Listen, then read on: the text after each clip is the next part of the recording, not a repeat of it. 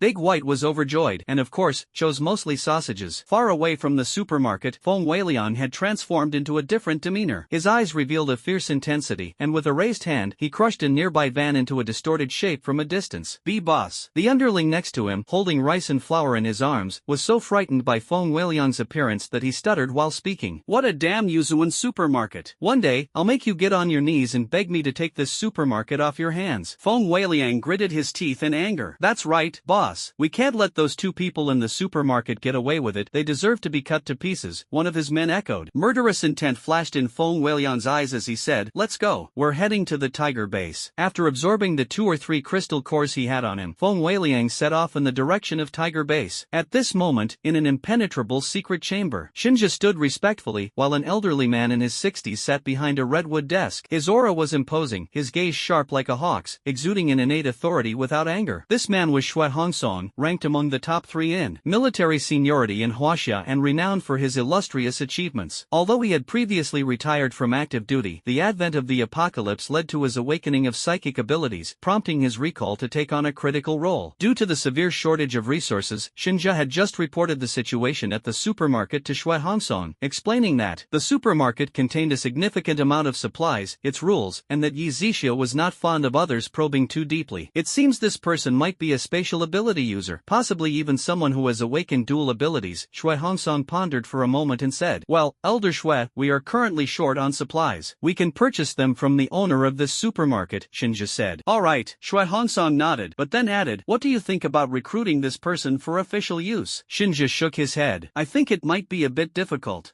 Whether it's difficult or not, we'll only know after trying. When Nian Nanfeng returns from the Beiyun base, let's go together to witness the strength of this supermarket owner. Yzia was startled upon hearing the name. What? Nian Nanfeng? Elder Shui, this is not advisable. Shui Hongsong raised his hand to interrupt Yzia's words. I know what you're about to say. Nian Nanfeng is arrogant and dismissive of others, but I want to use him to test the strength of this supermarket owner. If we offend him, our future supplies. Yzia hesitated to continue. If this person truly has the capability, I also want to take this opportunity to curb Nian Nanfeng's arrogance. Yzia gradually understood that Shui Hongsong not only wanted to recruit Yzia, but was also seeking someone who could counterbalance Nian Nanfeng. Although official refuge bases had been established across various regions, the refuge and military bases in the east, south, west, and north were of utmost importance. Nian Nanfeng in the northern Beiyun area was practically at everyone's beck and call, and even when the central base issued orders, he sometimes refused to comply. If it weren't for the current apocalypse, his extraordinary abilities, and his family's generations of service to China, he likely wouldn't have been entrusted with such a critical position. Xiaozhe, in the past, when you volunteered to infiltrate the Tiger Wolf gang, Wolfgang, I was initially against it. Although Jin, who has close ties with many high-ranking officials, your talents were being underutilized. However, now that you've brought back this information, it can be considered a contribution. Xue Hongsong knew that Xinjia's true intention was to avenge the brothers he had fought alongside years ago and to take down the Tiger Wolfgang in one fell swoop. But with the entire Blue Star currently in dire straits, he brought up the matter to remind Xinjia of what was most important at the moment, urging him not to lose sight of the bigger picture due to personal feelings. After all, when the supermarket was mentioned, Xinjia had repeatedly expressed dissatisfaction with Yi Zixiao's attitude toward the authorities and his aversion to their investigation. Xinjia was intelligent and naturally understood the underlying message in Xue Hongsong's words. Although he felt displeased, as a subordinate, he ultimately had no choice but to comply. Subordinate dares not claim credit, Xinjia said. The reason I called you here this time is for another matter. The disaster Blue Star is experiencing now is man-made, Xue Hongsong said seriously. What? Who could possess such immense power? Xinjia's face was filled with disbelief. To be precise, it is still uncertain whether they are human, but the instigator behind this series of events is likely from an advanced civilization. However, why they are doing this, their purpose, and the whereabouts of this instigator remain unclear, though they are probably not within the borders of Huaxia. Xue Hongsong's words sent a chill down Xinjia's spine. If an advanced civilization is truly controlling all of this, then Blue Star is in grave danger. Xiaozhe, for now, we are still safe, so you don't need to worry too much. The fact that these instigators have not yet revealed themselves suggests that they might have concerns or are waiting for something. What we need to do now is strengthen our own abilities. In the future, we may have to fight for survival. Xinjia nodded, understanding why Xue Hongsong hoped for talents like Yi Zixiao to join the official ranks. All of this was for Huaxia, for the future of humanity, and had been carefully considered. Time passed slowly, and in the blink of an eye, 7 days had gone by. During these days, only 2 customers came to the supermarket, purchasing goods worth 2,000 to 3,000 yuan. These 2 individuals arrived by car and carried weapons. Otherwise, in a world overrun by zombies, they wouldn't have been able to venture out in search of food. Apart from this transaction, there was no sign of anyone else in the vicinity, and the occasional appearance of a few zombies seemed particularly lonely. That afternoon, Yi Zixiao set up a barbecue grill at the entrance of the supermarket, then went upstairs to fetch the pre-prepared semi-finished products. Lamb skewers sizzled on the grill, with oil splattering everywhere. Nearby were beef skewers, chicken skewers, fish, shrimp, and even eggplant, chives, and corn kernels. Dabai squatted beside him, staring intently at the delicious food Yi Zixiao was grilling, drooling uncontrollably. Before long, the lamb skewers were ready. Sprinkled with cumin and chopped green onions, the aroma was irresistible. Yi Zixiao picked up a few skewers and handed them to Dabai, who immediately took them and bit into one without hesitation. Hot, so hot. Hoo.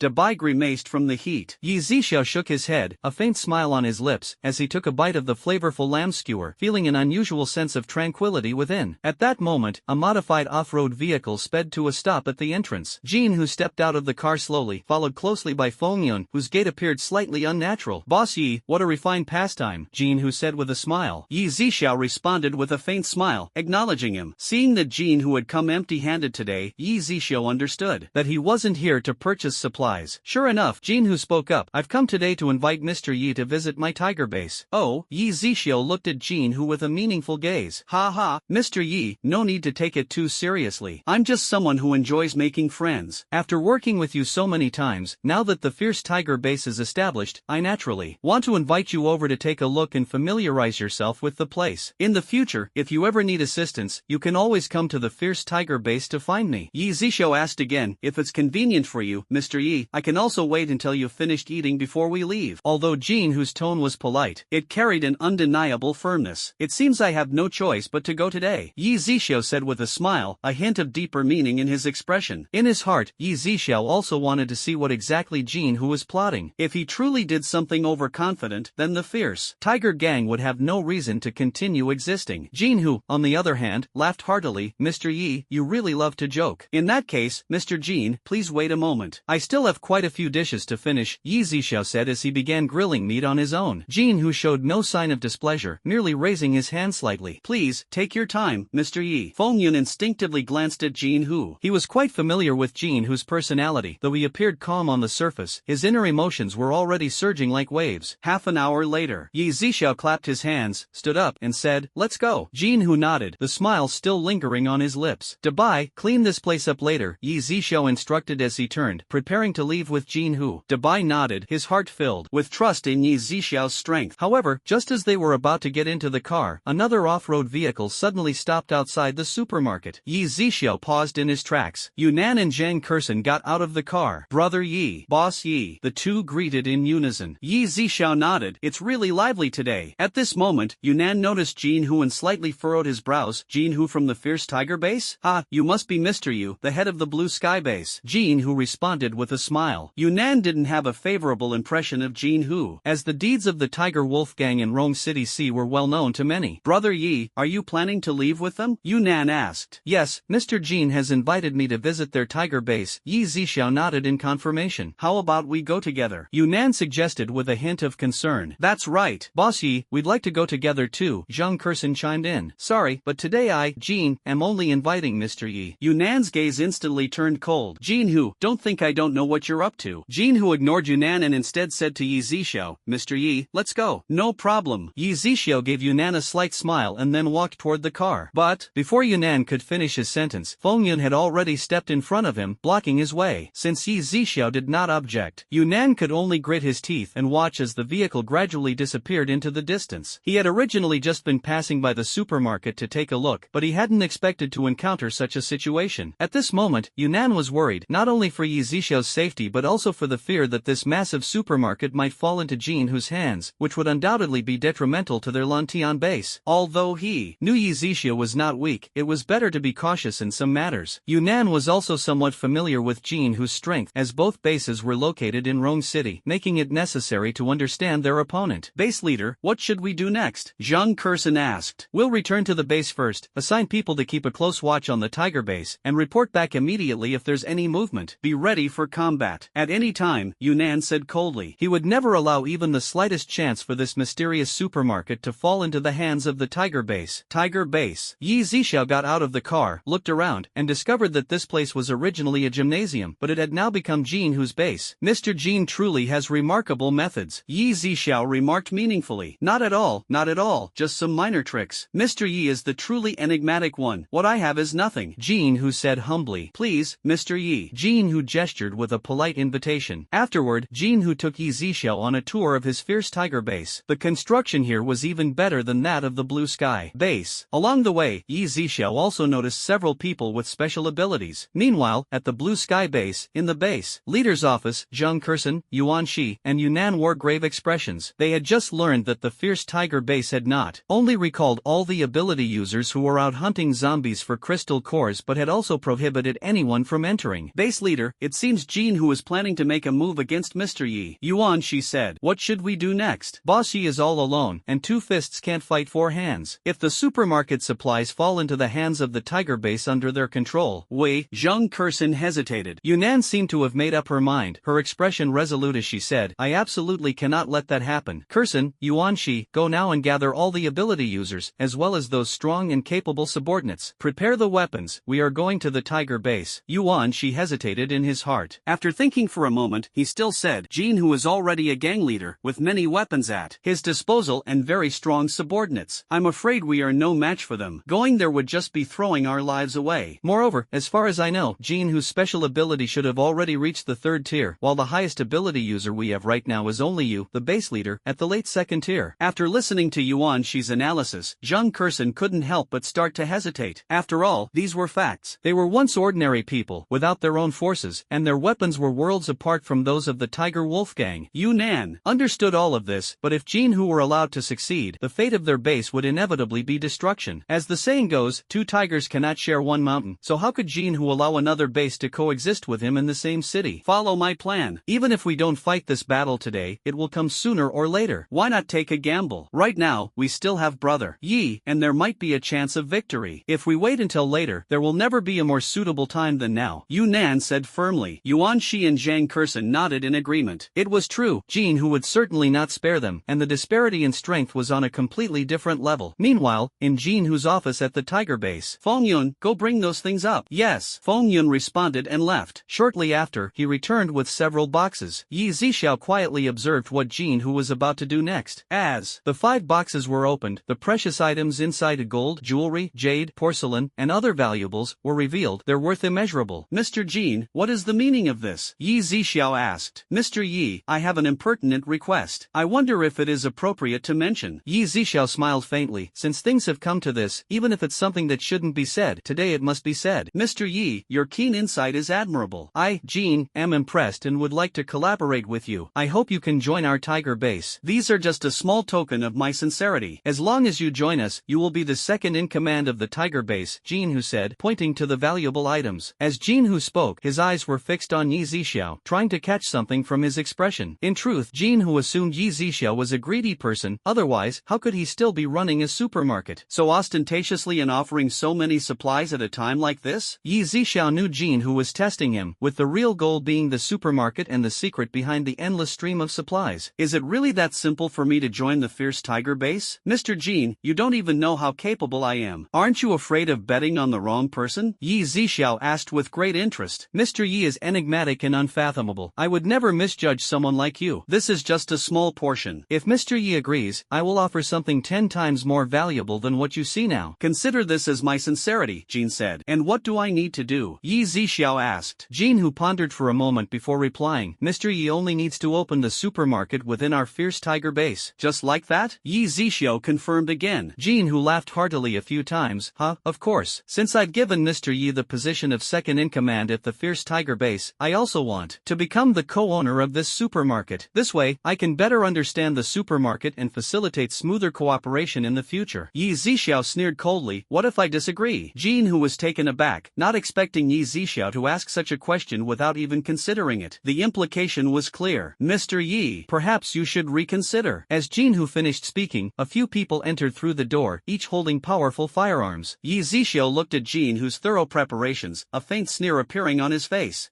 It seems that if I don't agree today, I probably won't be able to leave this fierce tiger base, will I? Jin, who said nothing further. His silence had already explained everything. Jin, who, do you think these people and these weapons are enough to stop me? Jin, who clapped his hands, and the curtains were drawn back. Yzia walked to the window and saw several higher buildings nearby, where numerous people were aiming sniper rifles at him. Moreover, hundreds of people were densely packed on the ground below, with 5 ability users at the forefront, their expressions cold and defiant. Among them, Yzia spotted someone who looked somewhat familiar, Feng Weiliang. Feng Weiliang also saw him, his face showing disdain and satisfaction. Yzia naturally dismissed these petty clowns. Then, he turned around, his expression calm as he looked at Jinhu and said, "It seems you've prepared quite thoroughly." Jinhu chuckled softly, picked up the tea on the table, took a sip, and said slowly, as the saying goes, a wise man submits to circumstances. I believe Mr. Yi is a smart person. Is that so? Yzia's gaze sharpened slightly. The blue and white porcelain teacup in Jinhu's hand shattered instantly, scalding tea splashing everywhere. Sharp shards of porcelain cut his palm, and blood dripped down. In an instant, all the gun barrels in the office were aimed squarely at Yzia. Master Hu. Feng Yun immediately stepped forward. Jinhu raised his hand, letting the shards fall to the ground. Then he turned slightly and pulled 2 sheets of paper from the table, slowly and methodically wiping the blood from his hand. Mr. Yi, quite the impressive move. Jinhu narrowed his eyes slightly. At that moment, the door was suddenly pushed open, and a subordinate ran in. Seeing the scene before him, he froze for a moment. What is it? Speak quickly, Jinhu said in a deep voice. Tiger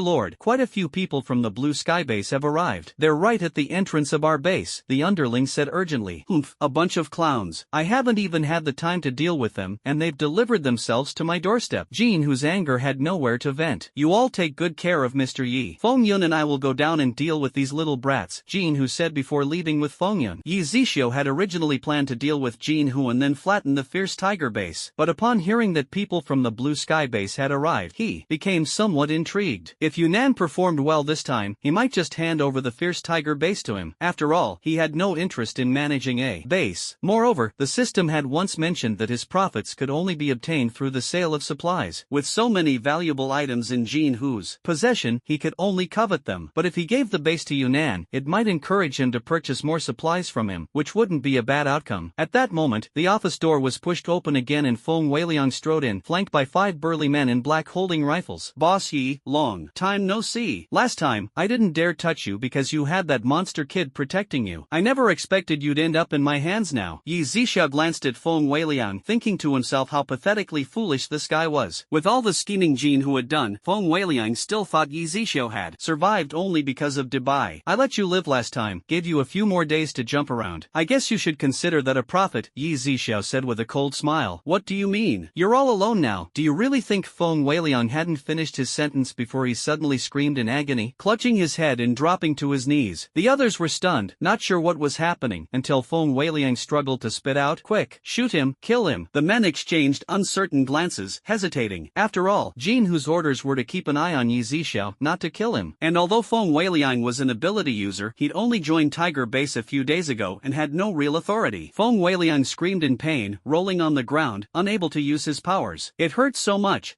What did you do to me?" At this moment, a man in black hurriedly tried to leave the office to report to Jinhu, but the door slammed shut with a bang. Everyone realized something was wrong and raised their guns, ready to shoot at any moment. After all, when facing someone who threatens their lives, any orders can be disregarded. "You can try shooting," Yzia said in a deep voice. Although the group did not take further action, they were already prepared. If Yzia made any wrong move, they would immediately pull the trigger. Everyone's faces showed terror as they discovered the guns in their hands twisting into an unimaginable shape. At the same time, Feng Weiliang, who was writhing in pain on the ground, suddenly exploded with a bang, instantly scattering flesh and blood everywhere. Witnessing this, the others no longer had the courage to stay and turned to open the door to escape. They had felt confident earlier with weapons in hand, but everything happening now was far too bizarre. They were aware of supernatural abilities, but such horrifying and brutal killing methods were something they had never encountered before, filling their hearts with extreme panic. Yet, no matter how hard they tried, the door wouldn't open. The sounds of pounding and kicking on the door echoed one after another. Too noisy. Yzisho's fingertips flickered with flames, and immediately, blazing fire engulfed everyone present. "Ah!" Screams echoed one after another, as everyone rolled on the ground. Shortly after, the scene was reduced to nothingness, and the wails from earlier vanished completely. Within the space Yzisho had sealed off. Then, he turned and walked to the window, casting his gaze downward at Yunnan and the others. "Confronting Jin Hu. Is your blue sky base declaring war on my Tiger Base?" Jin Hu's eyes narrowed slightly as he stared at Yunnan. "Release Boss Yi, and we'll leave immediately." Zhang Kurson stepped forward and said, "Ha, what does your blue sky base amount to in my eyes? You dare negotiate with me?" Jin Hu's gaze turned cold, and the subordinates behind him, holding guns, immediately prepared to pull the trigger. "Jin Hu, if our two sides go to war and both suffer heavy losses, it won't benefit you either," Yunnan said in a deep voice. The golden tiger shook his head. No. Although the fish is dead, the net won't break. Also, your blue sky base, golden tiger, had always intended to swallow it up. Now that you've walked right into my trap, how could I let this opportunity slip by? Zhang Kurson was furious, a ball of water forming in her hand, ready to launch at any moment. "Ha, such petty tricks. With low-level ability users like you and those old and weak from your blue sky base, you actually dare to come to my fierce tiger base to demand someone? Truly overestimating yourselves." As soon as Golden Tiger finished speaking, a fireball suddenly appeared in the palm of his right hand and flew toward Zhang Kurson. Zhang Kurson was startled and immediately threw the water ball in her hand. However, it instantly dissipated upon colliding with the fireball, whose power was hardly diminished as it headed straight for Zhang Kurson's face. "Watch out!" Yunnan and Yuan Shi simultaneously used their abilities, trying to block the fireball. Bang! Several abilities collided in mid-air, and the fireball exploded instantly, turning into sparks and disappearing.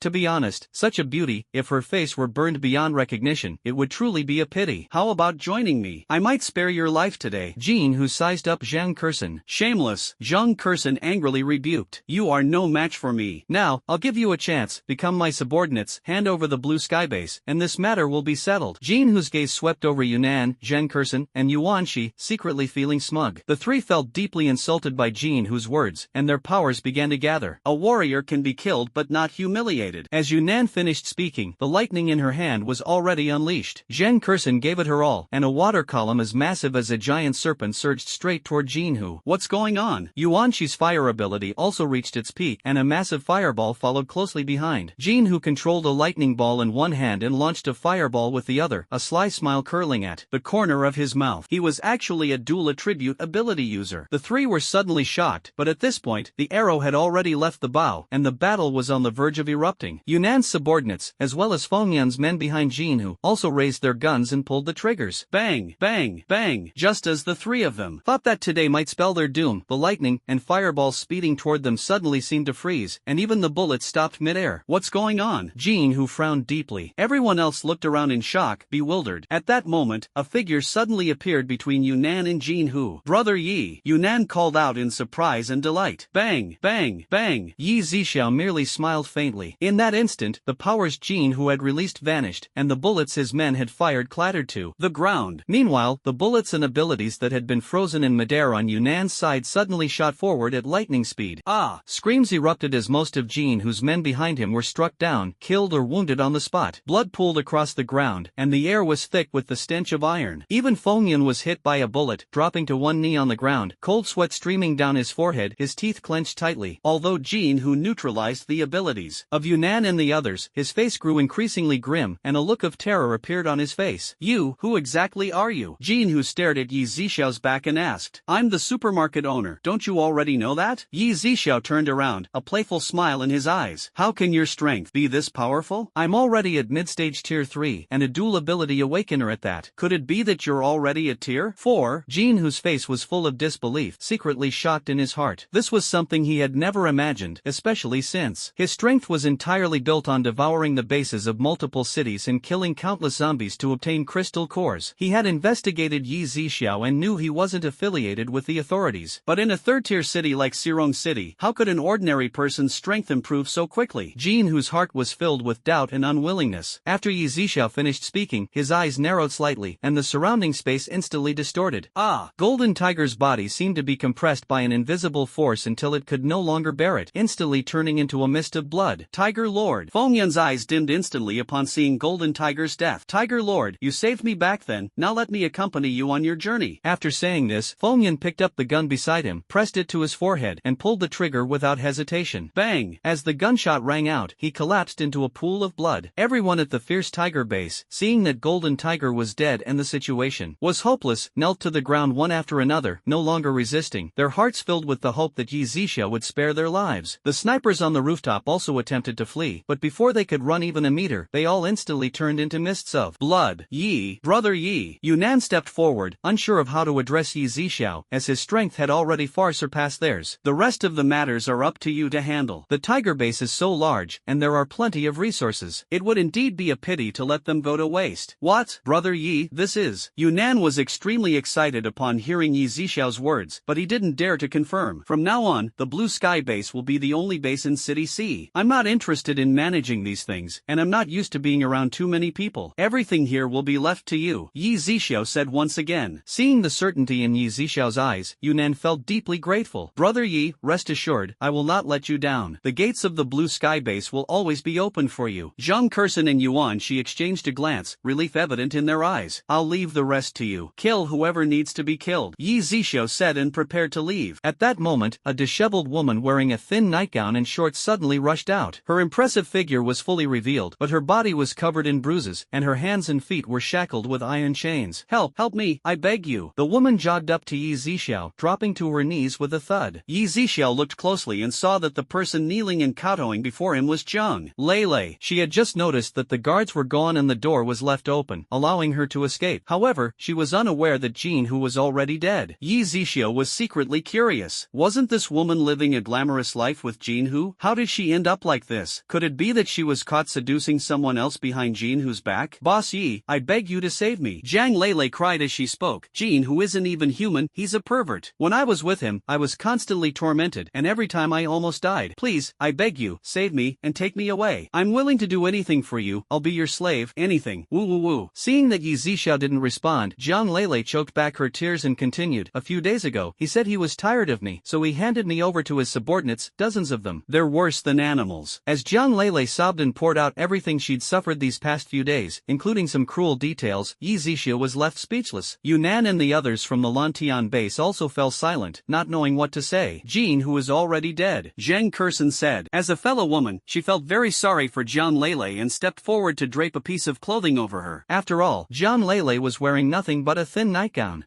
Nan and Yuan Shi, the two men present, didn't dare to look directly at her. Zhang Kurson was unaware of Zhang Lele's true nature. If she knew, she would probably think she deserved it and wouldn't feel the slightest sympathy. What? Dead? Zhang Lele sobbed, her face full of disbelief. "Drive her out of the base and let her fend for herself," Yzixiao said. "No, don't drive me out, I beg you." Zhang Lele heard that Yzixiao wanted to drive her away and pleaded bitterly. Leaving the base was tantamount to a death sentence for her, wasn't it? With so many zombies outside, she was a woman all alone, and survival was almost impossible. Although Yzixiao didn't know about Zhang Lele's scheming behind the scenes with the Black Wolf, he understood that this woman had brought it upon herself, and he wouldn't show any mercy. "Take her out," Yunnan also ordered. "No, please don't," Zhang Lele wailed in agony. Boss Yi. Zhang Kurson wanted to say a few words on her behalf, but Yzia raised his hand to interrupt her. This woman is not someone to be trifled with. Ku Xin. Yunnan and Yuan, she shouted in unison with deep voices. Just like that, Zhang Lele was thrown out of the base, with the iron chains on her hands and feet still intact. All of you standing by and watching me die, I curse you to die. Horrible deaths. Even as a ghost, I won't let you off. Zhang Lele cursed angrily. However, her shouting caused no stir within the base, instead, it attracted zombies. Ah! With a scream echoing outside the base, Zhang Lele was completely devoured by the zombies drawn by the sound. After Yzia left, Yunnan and the others began handling the aftermath. The remaining ability users in the Tiger base dared not resist in the slightest and could only follow orders. They had witnessed Yzia's power firsthand, and even though he had left, no one dared to act recklessly. As for those with slightly stronger abilities, as long as they weren't fiercely loyal to Jinhu, Yunnan would try to recruit them, as manpower was urgently needed at the moment. Outside the supermarket, Yzia's figure appeared. Dabai's eyes lit up when he saw him return and immediately rushed over, but was stopped by an invisible barrier a meter away. Dabai's eyes showed pity as he blinked his innocent purple eyes in grievance, watching Yzia walk past him. Left with no choice, he turned around dejectedly and followed him back into the supermarket. The next day, as soon as Yzia opened the door, he saw a modified heavy-duty RV parked outside the supermarket. Elder Shui, the supermarket door is open, Xinjia said respectfully.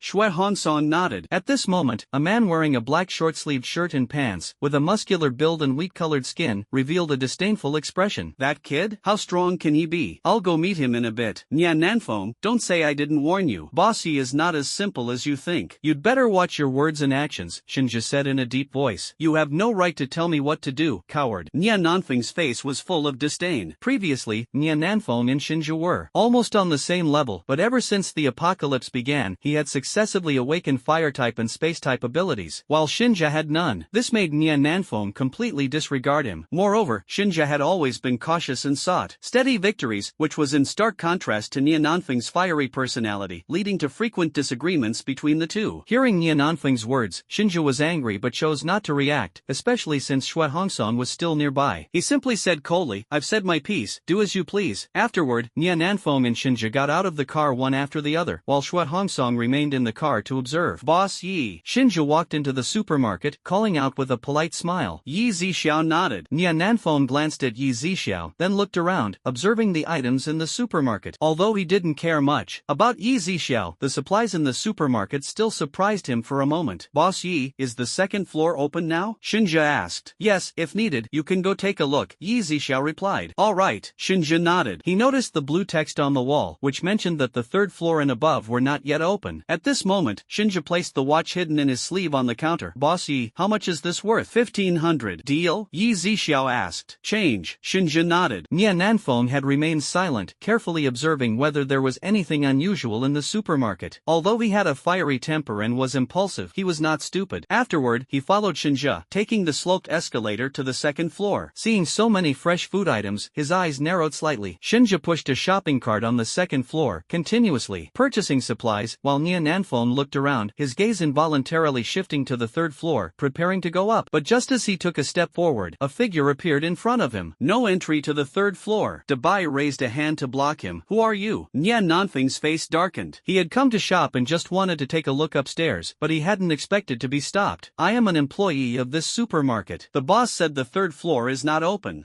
An employee dares to stop me? Get out of the way. Nian Nanfeng scolded. Dabai stood his ground, faintly emanating a wave of supernatural energy. Oh, I didn't expect an employee like you to actually have supernatural powers. A glimmer of fire flashed in Nian Nanfeng's eyes. Downstairs, Yi Zixiao naturally sensed the supernatural energy fluctuation from upstairs. His expression turned slightly cold, and he instantly disappeared from the counter. Meanwhile, in the car, watching Yi Zixiao vanish in an instant, Shui Hongsong's eyes revealed a hint of delight. As expected, it's a spatial ability. Boss, this person wants to go to the third floor. Dabai immediately tattled upon seeing Yi Zixiao suddenly appear in front of him. So you're actually a dual space ability user, no wonder. Nian Nanfeng thought to himself. Combining this with the sudden appearance just now, he guessed that Yi Zixiao's ability level must not be low. You want to make a move against my people? Yi Zixiao's tone carried a chilling coldness. And what if I do? Nian Nanfeng's gaze also turned hostile. At this moment, Xinjia came over upon hearing the commotion, his face full of apology. Boss Yi, I sincerely apologize. He has a bit of a hot temper, but he's not a bad person. Make him leave or don't blame me for being rude. Yzia said in a deep voice. He was well aware that Shinja was an official, and the people accompanying him didn't seem simple either. If a conflict with the authorities could be avoided, that would naturally be best. However, if the other party refused to listen, he wouldn't back down either. Alright, Shinja nodded and said softly to Nia Nanfeng, don't forget what Elder Shui sent us here to do. Do you intend to disobey orders? Nia Nanfeng narrowed his eyes slightly, looking at Shinja, but ultimately refrained from acting out. He walked downstairs to the entrance of the supermarket, lit a cigarette, and began to ponder. Even if Yzia had spatial abilities, where exactly did all these supplies come from? Could they have been stolen using his spatial powers? Several supply warehouses in Xia country had been robbed recently. Could it be related to him? Nia Nanfeng silently speculated in his mind. Because of the zombies, many places have fallen, and several of the Summer Nation's supply warehouses have been looted. Yet, Yzia has so many supplies here. Moreover, according to Shinja, Yzia doesn't like others prying into matters related to the supermarket and is somewhat wary of the authorities. This made Nia Nanfeng almost certain in his heart that these matters were closely tied to Yzia. He was managing a base and worrying about supplies, only to discover someone secretly taking advantage, which ignited a burning rage within him. At this moment, Shinja had also finished shopping and came down pushing a cart. Boss Yi, my colleague will need to come in and take these away, Shinja said. Yzia nodded. Nia Nanfeng, standing at the entrance, heard this and then walked into the supermarket with a dark expression. Nia Nanfeng first waved his hand to store the items in the shopping cart into his space, then looked at Yzia with a hostile gaze and said, where did you get all these supplies? You're not qualified to know. Yzia responded coldly. Our country's supply warehouse was robbed, yet you have so many supplies here. The source of your supermarket's goods is unclear, and I suspect you're involved in the theft of the national supply warehouse. If you can explain it clearly, fine. If not, don't blame me for being rude. Nia Nanfeng pointed at Yzia, his face dark and grim. Get lost, Yzia said succinctly. You. Nia Nanfeng's words were cut short as he suddenly felt his vision blur and a sharp pain coursed through his body. When he came to, he was already lying outside the supermarket. Everything happened so quickly that even Shinja failed to react. Yzia instantly appeared in front of Nia Nanfeng, raising his foot to cripple one of his hands. Nia Nanfeng gritted his teeth and vanished from his original spot, reappearing 2 meters away. Unexpectedly, you've awakened dual spatial abilities. Unfortunately, you repeatedly fail to follow the rules. Wait a moment, Boss Yi. At this moment, Shinja hurriedly rushed out of the supermarket. Seeing this, Shui Hongsong, who was in the car, immediately got out as well, fearing that Nia Nanfeng might lose his life here. After all, he was one of the rare multi-ability awakeners. Yzia paid no attention to Shinja. Instead, he took a step forward and instantly appeared in front of Nia Nanfeng. Hold on. Shui Hongsong had just shouted these 2 words when a crack sound was heard, the sound of bones breaking. Ah! Nia Nanfeng let out a painful scream, large beads of sweat dripping from his forehead. I'll kill you. Nia Nanfeng gritted his teeth, his eyes bloodshot. Kill me? I'm afraid you won't have the chance. Yzia, hearing Nia Nanfeng's stubbornness, already harbored murderous intent. At this moment, Shui Hongsong had stepped in front of Yzia. Young friend Yi, for the sake of this old man, spare this boy's life. Shui Hongsong cupped his hands politely, his attitude extremely courteous. He hadn't expected Yzia to act so decisively. If he had been a moment later, Nia Nanfeng would have lost his life here. Who are you? Why should I give you face? After hearing this, Shinja was already drenched in cold sweat. He quickly stepped forward and said, Boss Yi, this is Elder Shui, a pillar of our Xia nation, who has made indelible contributions to the peace of our country. Even within the entire government, he holds a position of great importance. Yzia looked at Shui Hongsong again. If what Shinja said was true, it wouldn't hurt to give him some face. Even so, his death penalty can be waived, but he cannot escape punishment. As soon as he finished speaking, Yzia raised his hand and struck out with a sudden palm. The bones in Nia Nanfeng's other hand instantly shattered. Ah! Nia Nanfeng screamed in pain, veins bulging, his mouth twitching slightly from the agony. Shui Hongsong's eyes flickered slightly, but in the end, he said nothing. After all, it was indeed their fault to begin with. Enough! You can take him away now, but if it happens again, he will undoubtedly die. Seeing Yzia say this, Shui Hongsong immediately gave Shinjo a look. Shinjo understood and helped Nia Nanfeng back to the RV. However, with every step Nia Nanfeng took, the pain from his shattered hand bones was like a knife cutting into him, suffocating. His eyes were still filled with unwillingness and anger, and a strong fighting spirit began to grow in his heart. He believed he had not yet encountered a true opponent, but now he had been defeated by Yzia. This humiliation only strengthened his resolve to fully enhance his strength and seek revenge once he recovered. Although he knew in his heart that Yzia was stronger than him, he believed that this time, it was only because he had been careless that he suffered such a crushing defeat. Yzia saw the fire in Nia Nanfeng's eyes but paid it no mind. After all, to him, Nia Nanfeng was nothing more than an ant, not worth his serious attention. Then, he turned to Shui Hongsong and said indifferently, Elder Shui, I suppose you didn't come to me this time just to buy a few things, did you? Shui Hongsong nodded. Indeed, but I wasn't trying to probe your intentions. This time, I came hoping that Xia Nation wouldn't lose talented individuals. If possible, I wonder if young friend Yi would be willing to join us. Of course, you can take your time to consider and reply later. I am not willing. Yi Zixiao's response was concise and straightforward, without the slightest hesitation. Shui Hongsong was slightly stunned. He had encountered too many surprises today. If young friend Yi changes your mind in the future, you can contact me. He took out a satellite phone from his clothes and handed it over. This is a satellite phone with my private number stored in it. However, Yi Zixiao did not take it. Shui Hongsong shook his head and turned back to the RV. He had intended to persuade Yi Zixiao to join and wanted to tell him that this apocalypse might be the work of an advanced alien civilization. However, Nia Nanfeng's injuries needed immediate treatment, so this matter would have to wait for another opportunity. Returning to the vehicle, he saw Nia Nanfeng lying on the bed, his face full of pain. Shui Hongsong couldn't help but shake his head, regretting that he hadn't listened to Xinjia earlier and had acted rashly, leading to the current situation. Sigh, it seems I really am getting old. He sat in a chair, closed his eyes, and appeared to be deep in thought. Xinjia, on the other hand, immediately started the car and drove away from the area. Yi Zixiao turned back to the supermarket, not paying much attention to the matter. 2 days later, Yunnan came to the supermarket again, followed by Yuan Shi and a man Yi Zixiao had never seen before. Brother Yi, Mr. Yi. Yunnan and Yuan Shi greeted him one after the other. Yi Zixiao nodded. How are things going with the base? Basically no issues. A lot of things were already in place, which saved us quite a bit of trouble, Yunnan replied. At this moment, Yunnan suddenly looked at a man beside him who was lowering his head shyly and wearing black-framed glasses. Patting his own forehead, Yunnan said, Brother Yi, I forgot to introduce him. This is Feng Chang, a newly joined spatial ability user at our Blue Sky base. Mr. Yi. Hello, Mr. Yi. Feng Chang said shyly. Yi Zixiao nodded. Yuan Shi carefully observed the supermarket as it was his first time there. Feng Chang, take out the items, Yunnan urged. Oh, okay. Feng Chang closed his eyes slightly, and suddenly more than 20 boxes of various sizes appeared on the ground. Yunnan and Yuan Shi squatted down, taking out the items from the boxes one by one and placing them on the counter. Jade bracelets, necklaces, rings, gold bars, diamond rings, necklaces, some ancient silver coins, and a bronze sword with over 1,000 years of history. Yi Zixiao quickly calculated the price. 15 million. Deal? Deal. Yunnan nodded in agreement. The second floor is now open. You can go take a look, Yi Zixiao reminded. Alright. The three nodded and then headed to the second floor, as even Yunnan had never been up there. When they arrived upstairs, the sight before them left them stunned and rooted to the spot. Such an abundance of various foods, even the largest supermarket in Sea City couldn't compare. The three of them each pushed a shopping cart, shopping to their heart's content. With the addition of a spatial ability user, they no longer worried about these fresh foods spoiling. Congratulations to the host for earning one lottery draw. The system's voice sounded, and Yi Zixiao's gaze fell on the lottery wheel in front of him. He immediately began the draw. Finally, the pointer stopped at the spot for 50 level 8 crystal cores. In an instant, 50 black crystal cores, gleaming with a metallic luster, appeared before him. Seeing these crystal cores, the craving for energy within his body urged him to absorb them immediately. Yi Zixiao raised his hand and began absorbing the energy from the crystal cores continuously. Although his current strength was only at the 7th tier, the absorption speed of peak level 8 crystal cores was much slower. After 5 minutes of effort, Yi Zixiao finally absorbed all the energy from the crystal cores. What followed was an instant surge in the aura emanating from his body. In the supermarket, Yi Zixiao did not release his powerful aura instantly, otherwise, the three people on the second floor would also face life-threatening danger. I've broken through to the 8th tier. A golden light flickered in Yi Zixiao's eyes. Yes, host. The lifespan of an 8th tier ability user can be extended by at least 1,000 years, the system's voice sounded in his ear. Upon hearing this, Yi Zixiao couldn't contain his inner excitement and was unable to calm down for a long time. At this moment, the three people on the second floor only stopped after filling more than a dozen shopping carts. Then, Feng Cheng stored these items in his space and continued shopping. Yi Zixiao, thinking their purchase amount was quite substantial, decided to go upstairs to restock. As the three continued shopping, Yi Zixiao restocked 3 times in total. Before long, the three came downstairs and continued shopping on the first floor, prompting Yi Zixiao to restock several more times. An hour later, they finally finished purchasing 15 million worth of supplies. If Feng Cheng's space had not been limited, they would have exchanged even more gold, silver, jewelry, or other valuable items. After all, food stored in the space wouldn't expire, making spatial ability users particularly sought after. Yi Zixiao also sold the exchanged items to the system. system. At this moment, the system's voice sounded again. Congratulations, host. Your balance has reached 200 million, successfully unlocking the host's exclusive store. Yzia was stunned as a purple screen suddenly appeared in front of him. Would the host like to spend 10 million to unlock the exclusive store? Yzia confirmed without hesitation. Yes. Before his eyes, a dazzling array of goods appeared. The crystal cores ranged from level 8 to level 20, all available. A level 8 crystal core was priced at 10 million. Level 9 at 30 million, level 10 at 60 million, level 11 at 130 million, and a level 20 crystal core required a staggering 66 billion. The price of an interstellar energy sphere was as high as 80 billion. There were also spaceships, with the cheapest superluminal spaceship, capable of carrying 6 people, priced at 50 billion. The energy stones for the spaceships were divided into 3 levels, level 1 at 30 million, level 2 at 60 million, and level 3 at 120 million. In addition, there were various 100% loyal mutant beasts, mutant plants, and star beasts, as well as all kinds of robots in different models. Yzia browsed through the store briefly and understood why the system waited until his balance reached 200 million to unlock it. The prices were simply too high, and many items were unaffordable. However, even though the store was now unlocked, Yzia was in no rush to make any purchases. After all, he was already invincible on Blue Star and planned to save more money before considering any purchases. This thought made him even more eager to work hard and earn money, so he could afford more crystal cores in the future to enhance his strength. Just then, Yunan's voice came through. Brother Yi, we'll take our leave for now. Yunan, I might leave in a few days, and the return date is uncertain. Yzia informed them, so if they needed anything in the next couple of days, they could continue purchasing. Currently, the Blue Sky base had already procured a significant amount of supplies and wouldn't be buying much more for the time being. At this moment, the survivors who remained in City C and were willing to go to the Blue Sky base had already left. Those who stayed behind were either ability users or members of prominent families unwilling to relocate to the base. This city could no longer bring him much profit, so Yzia planned to explore other places, ideally finding locations with bases. Ultimately, he decided that his next stop would be the first-tier city. City A. Small trades were fine, but larger deals brought higher profits, which would also help him unlock more supermarket floors and purchase crystal cores to enhance his strength. Yunan was stunned for a moment, then asked, Brother Yi, are you leaving? Although Yunan was puzzled, he still said, Brother Yi, then we'll come to buy some more supplies in the next couple of days. If Brother Yi needs my help with anything, just let me know. Yunan thought about Yzia's supermarket. Even for a storage-type spatial ability user, it would likely be impossible to store all the items in the space. If necessary, at most, they could have Feng Chang make a trip and get a few large trucks. Yzia recalled the RV Shinja had driven when he arrived and said, there is one thing, actually. Can you help me find an RV? The kind that's a heavy-duty RV. This space is very large, making it more convenient for Yzia and to buy. If they come across a suitable place, they can also stay for a day or two. Yunan pondered for a moment and then said, there shouldn't be a problem. I'll bring it over for you when I go to procure supplies in the next couple of days. Alright, I'll provide you with the corresponding supplies then. Yunan quickly waved his hand. Brother Yi, you're being too polite. If it weren't for you, our Blue Sky base might have ceased to exist long ago. In our hearts, you are the true leader of the Blue Sky base. Alright, then I won't stand on ceremony. Yzia didn't say much. After all, Yunan's words were true. He had already given the Tiger base to Yunan, so this small matter was indeed insignificant. After Yunan left, Yzia called out Dabai and informed him of his decision to go to a city. Boss, really? Upon hearing Yzia's confirmation, Dabai excitedly spun around in place. He loved traveling and had long grown tired of the surroundings here. Yzia made this decision after careful consideration. Now that his strength had reached the 8th tier, he could sense that even nuclear weapons wouldn't harm him. He no longer feared the technological weapons of Blue Star, and he didn't need to be overly cautious with the authorities. In fact, with his abilities, he didn't even need to drive. 2 teleportations would be enough to cover the 800 kilometers to a city, as each teleportation spanned about 500 kilometers. However, he also wanted to take the opportunity to explore. The next morning, Yunan and Feng Cheng each drove to the supermarket. Yzia also walked out of the supermarket and saw the RV that had been modified to perfection, feeling very satisfied. Brother Yi, what do you think of this vehicle? Yunan asked. Not bad. Yzia nodded. As long as Brother Yi likes it. Seeing Yzia's satisfaction, Yunan also felt relieved. The three of them entered the RV together to check out the interior. It was equipped with full leather seats with heating and massage functions, 2 beds, a table, a refrigerator, a cooking area, and a bathroom. Everything was fully equipped. Shortly after, the three of them went back into the supermarket. Yunan opened the box he had brought, which was filled with gold bars and jewelry. Brother Yi, this time, I plan to go to the 2nd floor to buy some more supplies. Yzia took the items and placed them on the machine one by one. 5.19 million, he said. Alright. Yunnan nodded and then, along with Fong Chang, headed upstairs with practiced familiarity. Today, Yunnan had Fong Chang take out almost all the items stored in the space, leaving only the perishable fresh fruits, as these things were extremely valuable now. After Yzia left, they needed to stock up on more supplies. Take more fruits, vegetables, and eggs, Yunnan instructed. Alright, Fong Chang nodded. After nearly 2 hours, the two of them finally loaded all the 5.9 million worth of items into Fong Chang's storage space. Brother Yi, why don't you come back to the blue sky base with us? We'll throw you a farewell party, Yunnan said as she came down from the second floor, speaking while walking. No need, Yzia declined. He wasn't particularly fond of lively gatherings. Alright then. Over this period, Yunnan had come to understand Yzia a bit better and didn't think much of it. She simply continued chatting for a while about the current state of the apocalypse. Yunnan asked Yzia about his plans for the next destinations. From Yunnan, Yzia learned that the combined effects of zombies and extreme cold had reduced the survival rate of humans in Xirong City to less than 40%. Among them, 20% had died from the extreme cold and starvation, while around 40% had fallen victim to zombies or turned into zombies themselves. Of the survivors, about 30% chose to leave Xirong City and head to official refuge bases. The apocalypse had only just begun, and no one could predict how long it would last or how many more people would perish. For now, zombies still roamed unchecked, and countless people were turning into new zombies every day. Yunnan chatted with Yzia for about 20 minutes before leaving the supermarket. Just as they left, the system's voice sounded once again. Congratulations to the host, you have earned a lottery chance. As the wheel spun, the pointer soon stopped at the interstellar energy ball. Such good luck? Yzia raised an eyebrow, feeling somewhat incredulous. Oh, congratulations to the host for winning the grand prize on the lottery wheel. As the system's voice faded, the spinning wheel disappeared, and a translucent, ping-pong ball-sized orb emitting a dazzling rainbow glow appeared before him. Yzia examined it carefully for a moment, then raised his hand to gently grasp the interstellar energy orb. Unexpectedly, the moment he touched it, the orb instantly merged into his palm. He raised his hand and saw his palm radiating a brilliant rainbow light from within, shining straight up to the ceiling of the supermarket, appearing extraordinarily magnificent. It was hard not to want to immerse oneself in the splendor of that rainbow glow. However, after just 3 seconds, the dazzling light vanished without a trace, and Yzia's palm returned to its normal state. Immediately afterward, techniques for using the interstellar energy orb surfaced in his mind. This peculiar scene was quietly observed by Dabai, who was resting his head on his hand on a nearby staircase. When he saw the dazzling light earlier, he couldn't help but feel an urge to rush over and play with it. But just as the thought crossed his mind and before he could act, the glow had already disappeared. Dabai couldn't help but feel a bit disappointed, though in the not-so-distant future, he would be immensely grateful for not reacting too quickly. After all, the more beautiful something is, the more dangerous it often turns out to be. Dabai, let's go! Hearing Yzia's call, Dabai's ears twitched slightly, and he leapt down the stairs on all fours. Yzia paid no mind to his occasional antics. After all, Dabai was a mutant beast. Although he had taken on human form, his nature was still hard to change. The two walked out of the supermarket, and with a single thought from Yzia, the supermarket vanished instantly. Dabai froze for a moment, a trace of concern flashing in his eyes as he looked toward Yzia. Don't worry, it's already packed. Yzia shook his head with a smile. He naturally understood Dabai's thoughts. There were so many delicious foods in the supermarket, and if they really disappeared into thin air, Dabai would definitely go crazy. The two got into the car, with Dabai sitting in the passenger seat. The roar of the engine followed, and the car sped away. Along the way, zombies occasionally lunged at the car, but before they could get close, Dabai electrocuted them with his lightning-based ability. Throughout the journey, Dabai enthusiastically repeated the cycle of killing zombies and collecting crystal cores, killing zombies and collecting crystal cores. As time passed pleasantly, Yzia didn't drive too fast, and after about 8 hours, they had only covered 310 kilometers. Seeing that the sky had darkened, Yzia used his psychic abilities to survey the surroundings. Realizing this was a coastal city, he parked the car 500 meters from the shore. The two got out of the car, and the night sea breeze brought a hint of coolness to the 30-degree weather. However, the breeze carried a faint smell of blood and stench, dampening the mood. On the beach ahead, mutilated and decayed corpses lay scattered in disarray, emitting a foul odor. Yzia had originally intended to enjoy the seaside view, but now he felt somewhat disappointed. Raising his hand, a ghostly blue flame flickered in his palm. With a wave, the flames scattered like stars, and in an instant, the corpses on the beach were reduced to nothingness.